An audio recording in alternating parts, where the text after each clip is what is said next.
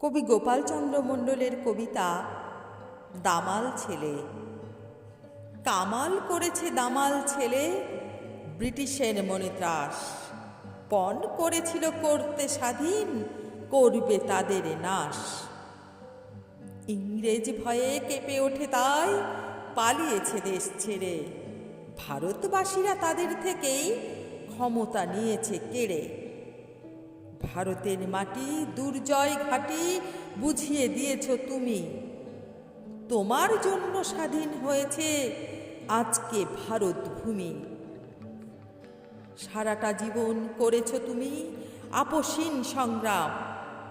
হাজার হাজার শহীদদের তুমি দিলে জীবনের দাম। নেতাজি সুভাষ বীর সৈনিক বিদ্রোহী সুর তুলে সবার হৃদয়ে ছুঁয়ে আছো তুমি, যায়নি তো কেউ ভুলে। সবার হৃদয়ে ছুঁয়ে আছো তুমি, যায়নি তো কেউ ভুলে।